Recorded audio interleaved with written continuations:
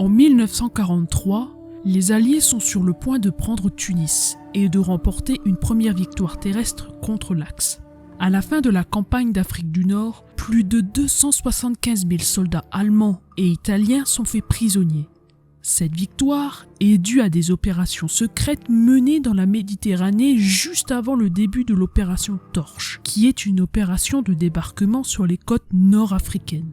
Le HMS Seraph sera l'un des sous-marins qui conduira secrètement le général Clark et d'autres officiers pour trouver un accord avec les Français de Vichy qui tiennent les colonies d'Afrique du Nord. Découvrez cette opération secrète qui a renversé le cours de la campagne d'Afrique.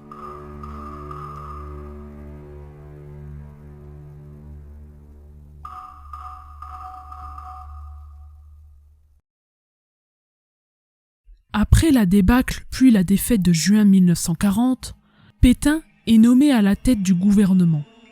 Grâce aux accords d'armistice du 17 juin 1940, Hitler laisse le maréchal Pétain diriger la zone sud de la France ainsi que ses colonies d'Indochine jusqu'en Afrique. Winston Churchill, le nouveau Premier ministre britannique, s'inquiète de l'avenir de la marine française. En effet, il avait peur que les forces de l'Axe réutilisent les navires français contre l'Angleterre, ce qui aurait été une véritable catastrophe pour elle. La majorité de la flotte française se trouve à Mers-el-Kébir, qui se situe en Algérie. Le 3 juillet 1940, une escadre britannique commandée par le vice-amiral James Somerville attaque la flotte française. Cette attaque causera la perte du cuirassé Bretagne, les unités de ligne Dunkerque et Provence, ainsi que le contre-torpilleur Mogador. La France perdra plus de 1000 hommes lors de cette bataille. L'opération sera une réussite, mais du côté français, un sentiment de colère naîtra contre les Anglais. L'Italie, elle, continue d'assurer un lien méditerranéen grâce à sa colonie qui est la Libye. Par contre, les Italiens, semblant supérieurs en nombre mais aussi grâce à leurs bateaux plus modernes, menacent de couper le lien stratégique anglais entre Gibraltar et Alexandrie qui, à l'époque, le port d'attache britannique en Méditerranée. Benito Mussolini souhaite avant tout garder sa flotte intacte, car il est persuadé que les Anglais ne vont plus tarder à capituler. Or, le commandant de la flotte britannique méditerranéenne, l'amiral Andrew Cunningham, ayant pour mission de maintenir ouverte la route d'approvisionnement vers l'île de Malte et l'Égypte, ne souhaite pas rester passif. Et le 9 juillet 1940, la force H de l'amiral Somerville, basée à Gibraltar, attaque la flotte italienne entre la Sardaigne et la Calabre, avec la force de Méditerranée, basée à Alexandrie. Ces combats finiront par cesser en raison de très lourds dégâts poussant à la capitulation. Cunningham savait que le contrôle de la Méditerranée centrale, futur théâtre d'opérations nord-africaines, ne dépendait que de la sauvegarde de Malte, située à 50 000 nautiques du sud de la Sicile. La survie de Malte ne dépendant que des ravitaillements en provenance de Gibraltar, celle-ci possédait alors une forte artillerie côtière ainsi qu'une puissante escadrille aérienne. C'est pourquoi d'ailleurs elle survécut aux nombreuses attaques italiennes. Cunningham décide alors d'utiliser ses avions embarqués pour attaquer la base navale de Tarente, à la pointe de l'Italie, détruisant ses navires et l'obligeant à se retirer. En Afrique du Nord, les Italiens mènent leur campagne en essayant de conquérir l'Égypte britannique, mais les troupes de Mussolini vont essuyer de nombreux revers. Hitler décide d'intervenir afin d'aider son allié et nomme le général Erwin Rommel commandant en chef des troupes allemandes en Afrique du Nord. Désormais, un nouvel adversaire se dresse devant l'Angleterre. Rommel ne perd pas de temps et fait tout de suite entrer l'Afrika Korps en action, persécutant les Britanniques jusqu'à Tobrouk. Le 7 décembre 1941, la guerre prendra un nouveau tournant avec l'attaque surprise des Japonais sur Pearl Harbor et les États-Unis entrent eux aussi en guerre. Les Allemands, étant les alliés des Japonais, déclarent aussitôt la guerre aux États-Unis. Du côté américain, Winston Churchill et Franklin D. Roosevelt se rencontrent afin de débattre des combats et s'entendre sur le fait de devoir en premier lieu s'insurger contre les Allemands avant de se concentrer sur la guerre du Pacifique. En janvier 1942, les premiers soldats américains débarquent en Irlande du Nord. Durant l'été 1942, Rommel infligera une cuisante défaite à la 8e armée britannique. Ses troupes ont pris le contrôle de Tobrouk en Libye et envisagent d'envahir l'Égypte. Mais un problème de carburant survient alors pour les chars du renard du désert. En novembre 1941, le HMS Seraph, un sous-marin de classe S armé de 6 tubes lance-torpilles de 21 pouces à la proue et d'un canon de 120 mm sur le pont avant, est lancé en pleine mer et doit rejoindre les eaux de la Méditerranée vers la base navale de Gibraltar. Le HMS Seraph est commandé par le lieutenant Norman Jewell, surnommé Bill. Il doit rejoindre la 8e flottille de sous-marins britanniques. La guerre sous-marine fut une guerre difficile en raison des eaux claires de Méditerranée révélant facilement aux avions de reconnaissance la présence d'un sous-marin dans le secteur. Pour cette raison, lorsque ceux-ci étaient en patrouille, la vie y était inversée. Le jour, le navire restait en immersion profonde pour éviter d'être vu. Une fois la nuit tombée, le petit déjeuner était servi et le travail à bord pouvait débuter. Le 19 septembre 1941, le HMS Seraph se met en route pour sa première mission qui est de déposer des équipes de reconnaissance sur les côtes nord-africaines. Une fois la nuit tombée, le groupe de commandos pagaie depuis le sous-marin avec son canoë atteignant la plage sans difficulté. Pendant la journée, le Seraph prendra, lui, une série de photographies des côtes depuis son périscope, recueillant ainsi beaucoup d'informations essentielles car il savait qu'un débarquement devait avoir lieu, mais il ne savait pas quand. Le 12 octobre 1941, le HMS Seraph rentre à Gibraltar et les forces britanniques vont remarquer que l'équipage est devenu spécialiste des côtes algériennes. Dorénavant, les Alliés ont un avantage sur les Allemands, car à Bletchley Park, Alan Turing perce le mystère de la machine à code allemande, intitulée Enigma. Ceci lui permettant d'avoir une longueur d'avance, puisque connaissant les trajets des U-boats, de leurs navires ou des opérations militaires qui devaient avoir lieu, mais aussi le trajet des cargos allemands, chargés de réapprovisionner les troupes de l'Africa Corps. Les sous-marins britanniques seront de ce fait à l'origine de l'affaiblissement des troupes de Rommel. La 8e armée basée en Égypte voit alors l'arrivée d'un nouveau chef, le général Bernard Montgomery, qui est certain de plonger Rommel dans une guerre d'usure et de le battre. En juillet 1942, les Anglais et les Américains vont se mettre d'accord pour un débarquement conjoint en Afrique du Nord. Le nom de l'opération est l'opération Torche. Véritable baptême du feu pour l'armée américaine qui redoute la réaction des troupes de Vichy. Le commandant en chef de l'opération est Dwight D. Eisenhower, qui deviendra plus tard le commandant des forces alliées en Europe. L'opération Torche se divise en 3 groupes. Celui de l'Ouest, les États-Unis devant débarquer au Maroc à Casablanca, celui du Centre, l'Angleterre devant débarquer à Oran en Algérie, et celui de l'Ouest, un groupe américano-britannique ayant lui pour cible d'atteindre directement Alger. L'opération Torche ne devant pas être déclenchée avant que celle d'El Alamein contre Rommel ait lieu. Pour savoir si la France souhaite participer à l'opération, les Américains décident de discuter avec les hauts dignitaires de Vichy en Afrique du Nord par le biais de l'opération secrète Porte-Drapeau. Eisenhower souhaite s'y rendre lui-même, mais finalement, c'est le général Mark Clark qui sera désigné. Rencontrant Churchill au 10 Downing Street afin de recevoir l'ordre de mission, ce dernier lui avoue que si cette opération réussit, elle pourrait sauver de nombreuses vies humaines. Clark décide de ne pas agir seul. Il réunit autour de lui une délégation pour rencontrer le général Charles Mast et espère en même temps recueillir des informations sur les nombreux événements en cours là-bas. Parmi les membres de cette délégation, on trouve le général de brigade Lyman Lemitzer, chargé de rapporter le maximum de renseignements sur le dispositif vichiste lors de l'entrevue. Le colonel Holmes, espérant trouver une issue diplomatique, le colonel Hamblin, spécialiste de l'approvisionnement des transports pour l'opération Torche, devant enquêter sur les activités portuaires de Vichy. Et enfin, le capitaine Jewell Wright, officier de liaison navale d'Eisenhower. Le 19 octobre 1942 dans la soirée, le général Clark et sa délégation s'envolent pour Gibraltar à bord de 2 B-17.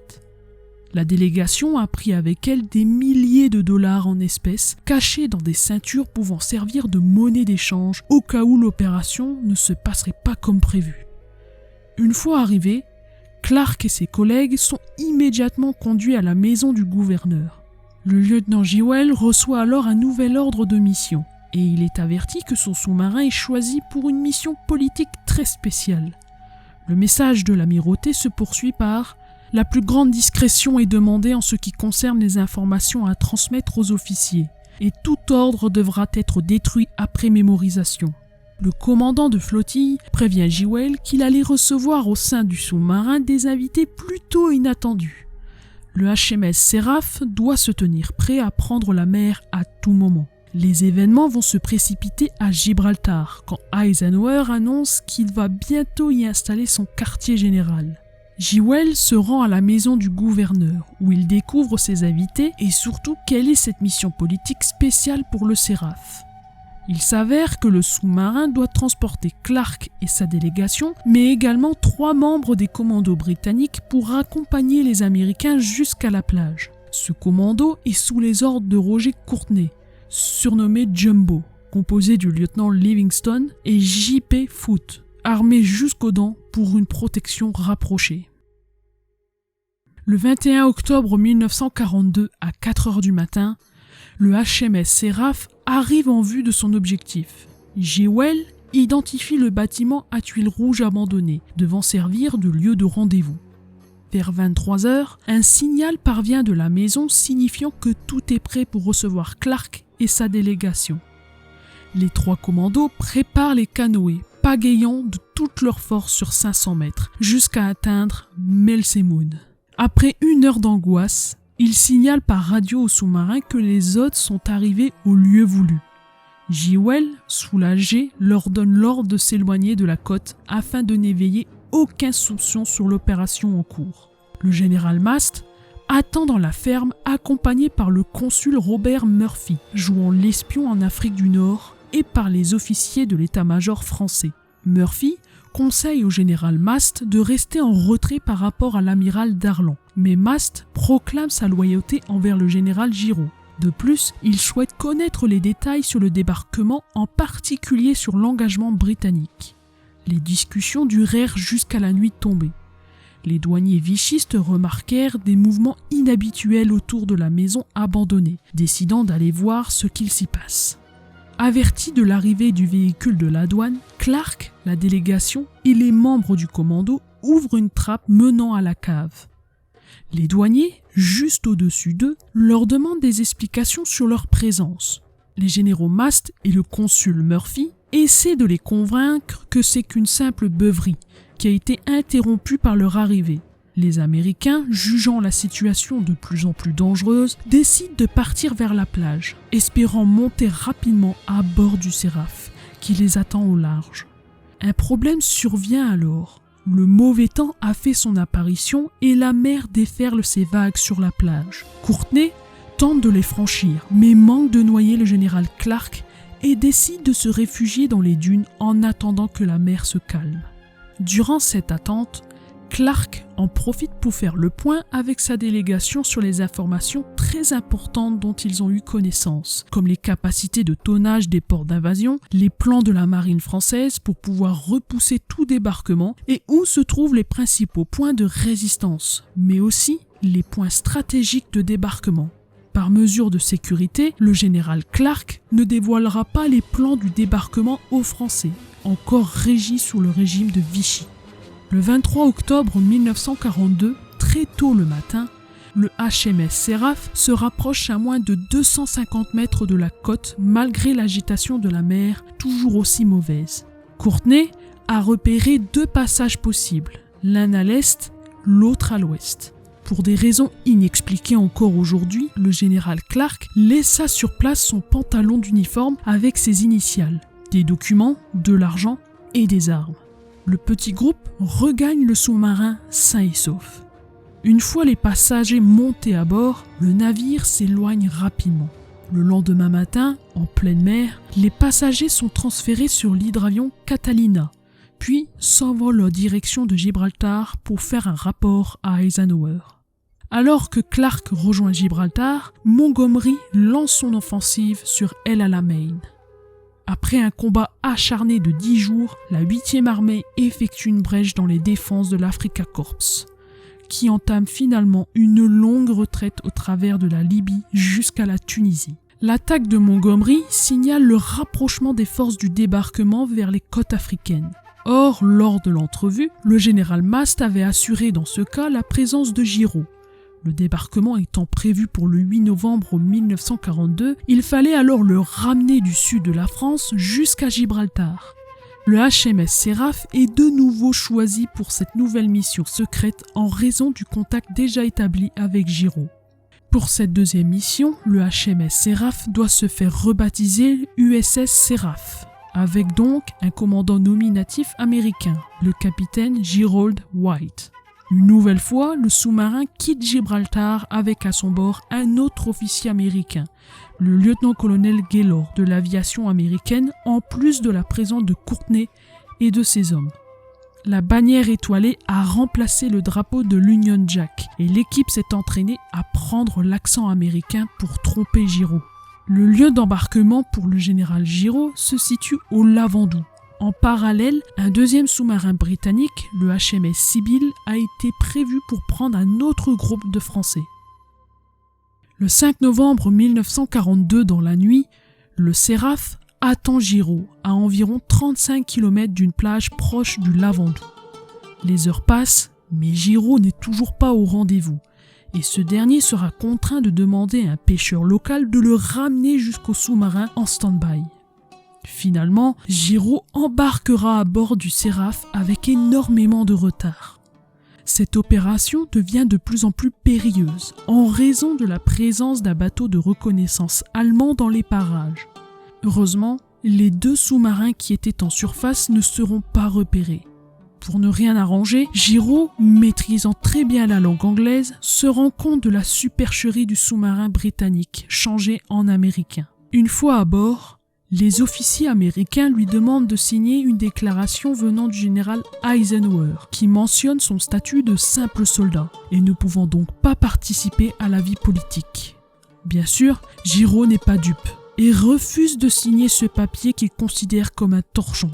Dans le même temps, les opérateurs du HMS Seraph s'aperçoivent que les radios ne fonctionnent plus et ne peuvent plus envoyer ni recevoir d'informations concernant les passagers à bord. La flotte d'invasion est proche et ne peut plus échapper aux renseignements allemands. Pendant que les troupes d'assaut du débarquement préparent une dernière fois leurs armes, le service d'espionnage de la marine allemande observe leur avancée.